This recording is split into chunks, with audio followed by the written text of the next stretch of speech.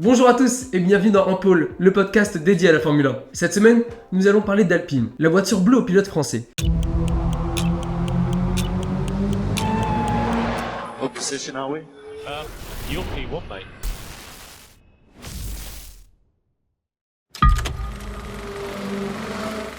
Renault, c'est d'abord une longue histoire en Formule 1. Dans son histoire, Renault-Alpine, c'est 2 championnats du monde pilotes, et les mêmes 2 années, c'est aussi 2 championnats du monde constructeurs. C'est aussi 36 victoires en Grand Prix, 107 podiums et 51 pole positions. L'histoire de la Formule 1 remonte à plus d'un demi-siècle. Mais l'histoire de Renault dans le sport automobile remonte-t-elle à la fin du 19e siècle? Louis et Marcel Renault, les frères fondateurs de la marque automobile du même nom, se sont engagés eux-mêmes dans une première compétition automobile en août 1899. Si ce n'est qu'une course de voiturettes à l'époque, Louis et Marcel Renault écrasent la concurrence et dominent toute la série de courses qui vont de ville en ville partout en France. Au début du XXe siècle, malgré la mort de Marcel Renault, Louis continue d'engager des voitures dans les Grands Prix. Mais lui ne participe plus directement. Renault est donc l'un des constructeurs automobiles historiques. La marque française ne fait pourtant pas partie des débuts de la Formule 1. C'est en 1972 que les ingénieurs de Renault Gordini, la branche sportive du groupe Renault, conçoivent un moteur assez puissant pour permettre aux constructeurs automobiles français de jouer les premiers rôles dans les courses d'endurance et de rallye. En 1976, les ingénieurs de Renault, d'Elf et d'Alpine, un constructeur nouvellement racheté par la marque, se penchent sur l'idée d'entrer dans la catégorie reine du sport automobile. Ils engagent en 1976 une voiture en Formule 2, d'abord comme test. Cette année-là, Jean-Pierre Jabouille devient champion du monde de Formule 2 au volant de la voiture Elf. Renault décide donc de se lancer en Formule 1 l'année suivante. C'est donc en 1977 que l'histoire commence pour l'écurie française en Formule 1.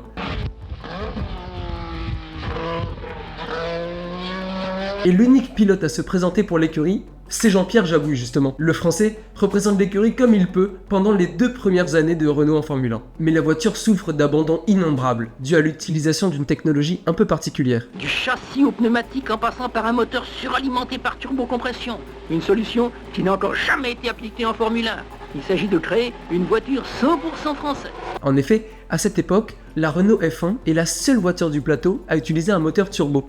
S'il fonctionne bien en vitesse de pointe, ce moteur reste le moins fiable du paddock. En 1979, Jabouille est rejoint par un autre pilote français, René Arnoux. En effet, Renault est prêt à tout miser sur la Formule 1, après avoir remporté pour la première fois les 24 heures du Mans. C'est en 1979 que Renault va inscrire sa première victoire dans la compétition reine du sport automobile. Et pas n'importe où, au Grand Prix de France, sur le circuit de Dijon-Prenois.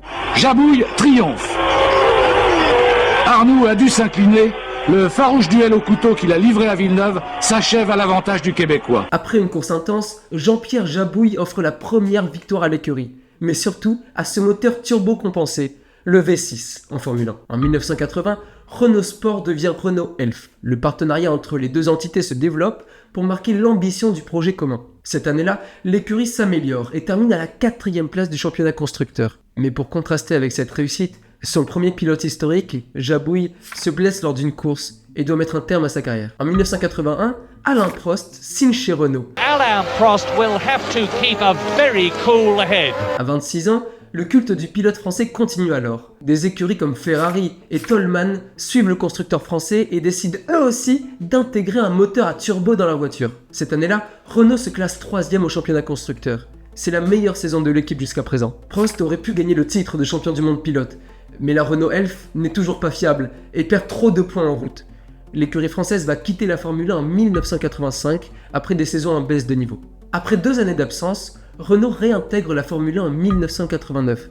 Après 3 ans d'interruption, Renault a annoncé tout à l'heure officiellement son retour au premier plan en Formule 1. Mais cette fois-ci en tant que fournisseur moteur pour des écuries Williams F1 Team, Ligier et Benetton Formula One, jusqu'en 1997. Découvert officiellement cet après-midi, il équipera les voitures de l'écurie britannique Williams. Optant pour des moteurs V10, alors que ses concurrents préfèrent la configuration des V8 et des V12, Renault connaît un succès immédiat, avec 2 victoires dès sa première saison. Il consolide ainsi sa domination dans les années 1990. Le moteur V10 propulse Williams Renault dans son premier doublé pilote constructeur en 1992. Il est suivi de 5 titres constructeurs pour l'écurie entre 1992 et 1997.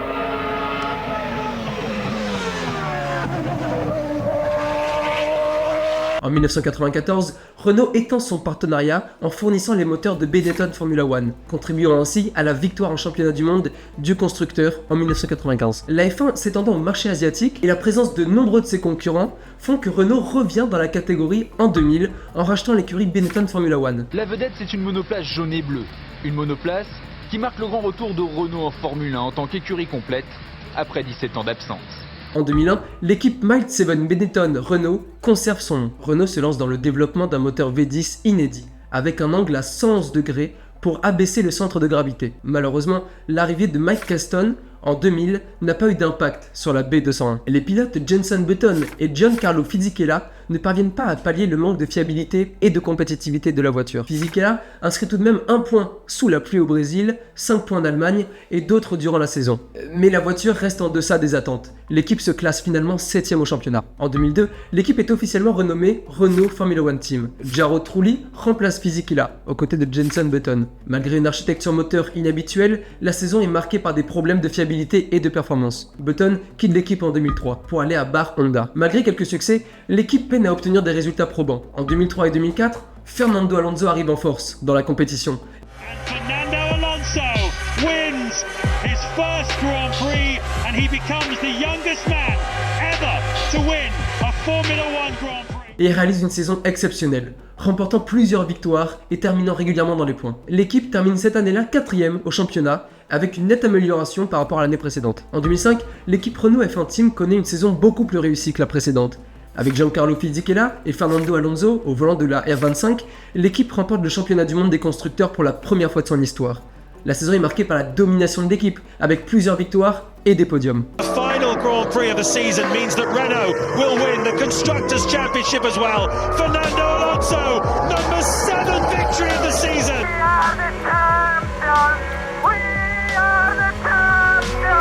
En 2006, Renault doit défendre son titre, et le fait avec succès. Fernando Alonso remporte à nouveau le championnat du monde pilote, tandis que l'équipe consolide sa position parmi les meilleures écuries du plateau.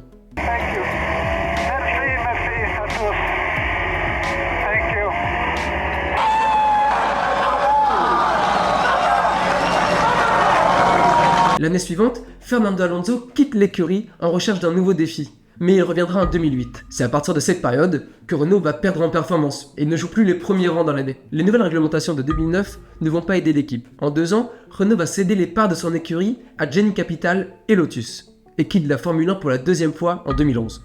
Renault reste tout de même motoriste en 2012 pour les écuries Lotus F1 Team, Williams, Caterham et surtout l'écurie Red Bull Racing. Cette dernière va d'ailleurs gagner 4 titres de championnat du monde pilote et constructeur avec le motoriste Renault. En 2014, Renault motorise même la Scuderia Toro Rosso, la petite sœur de l'écurie Red Bull. Est-ce que vous voyez arriver? Eh oui, il est l'air d'un 3e retour en F1 pour l'écurie Renault en 2016. Carlos Ghosn, le patron de l'entreprise française, rachète Lotus et nomme la voiture Renault Sport Formula One Team. Pour la première fois, la livrée est jaune et noire. Nouvelle identité visuelle de la marque. So I would like to invite the project team on stage to reveal our new F1 car.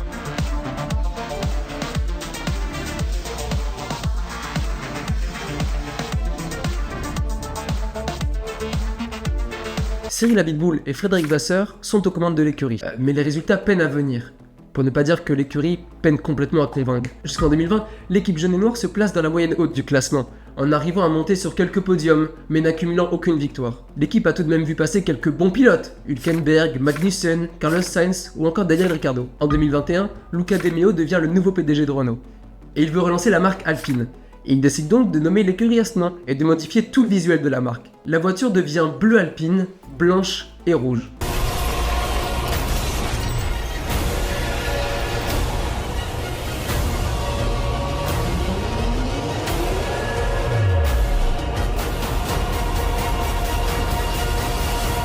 Le retraité Fernando Alonso accepte de revenir dans l'écurie aux côtés du français Esteban Ocon.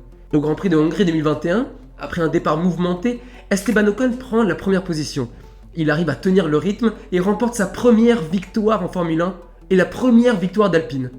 Esteban Ocon is going to be a Grand Prix winner in Formula 1. Ocon wins the Hungarian Grand Prix. En 2023, l'écurie perd Fernando Alonso. Mais comme une boucle bouclée, elle retrouve un duo de pilotes 100% français, en intégrant aux côtés d'Esteban Ocon son compatriote et rival de toujours, Pierre Gasly. Pierre Gasly! Chacun des deux hommes a réussi à accrocher un podium en 2023 et lance 2024 plus en difficulté.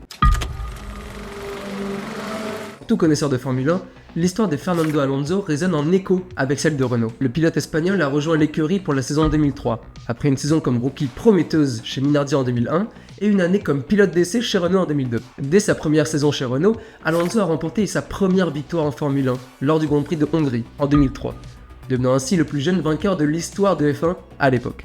The weekend was fantastic. Pole position and now the victory for me is a dream come true. C'est en 2005 que Fernando Alonso et Renault ont connu le plus grand succès ensemble. Alonso a remporté le championnat du monde des pilotes cette année-là.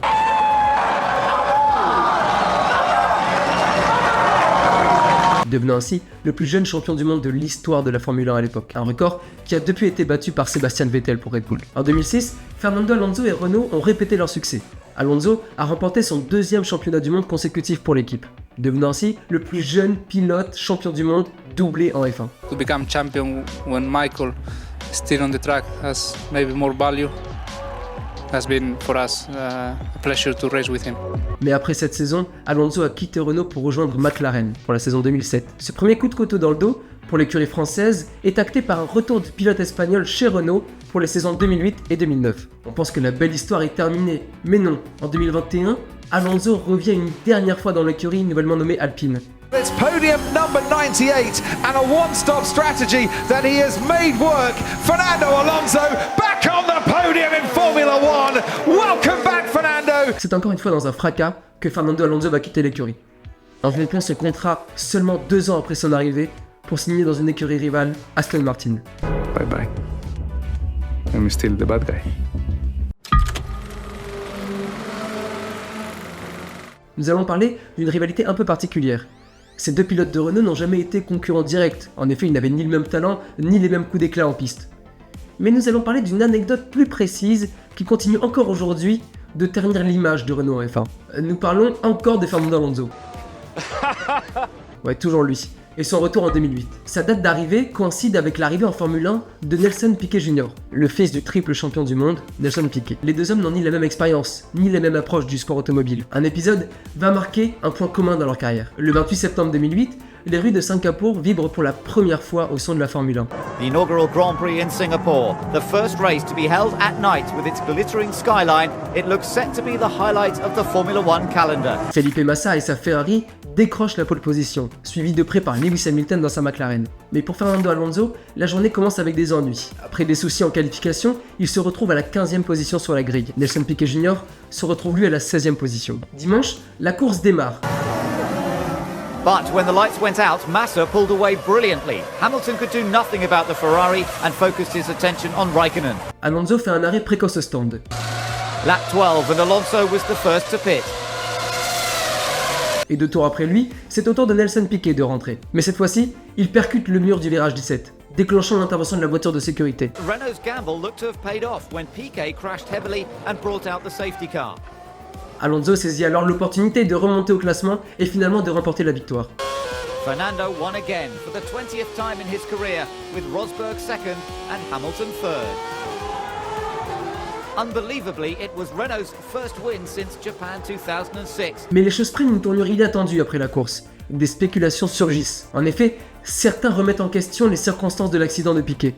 Plusieurs personnes dans le paddock doutent qu'une équipe puisse inciter un pilote à cracher délibérément sa voiture. Néanmoins, Piquet se voit offrir une prolongation de contrat pour la saison 2009. Cependant, tout bascule le 30 juillet 2009. Ce jour-là, le pilote brésilien témoigne devant la FIA. Il révèle les détails d'une réunion avec Flavio Briatore et Pat Simmons, les patrons de Renault, avant le Grand Prix de Singapour 2008. Il explique comment il lui a été demandé de provoquer délibérément un accident pour favoriser l'équipe. Malgré son état émotionnel fragile, il a accepté dans l'espoir d'améliorer sa situation. Ces révélations secouent le paddock et entraînent son limogeage dès le lendemain, avant le Grand Prix d'Hongrie. Cet épisode ressurgit fréquemment en F1 et se veut être une jurisprudence pour les prochaines potentielles fraudes qui pourraient arriver dans le jeu.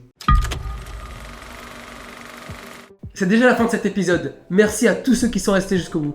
On est aussi disponible en version podcast et sur toutes les plateformes que vous connaissez. Alors si vous voulez nous soutenir, n'hésitez pas à vous abonner, à lâcher un like et à activer la cloche. La semaine prochaine, on se retrouve pour parler de l'écurie Williams et de sa très longue histoire en F1. A bientôt sur un pôle. Hey dude, I feel so confident speaking like an American. Me too. Can't wait to eat a hot dog. I'm totally psyched, American bro. Woo! Yeehaw! Yeah! Yeehaw! David Crockett.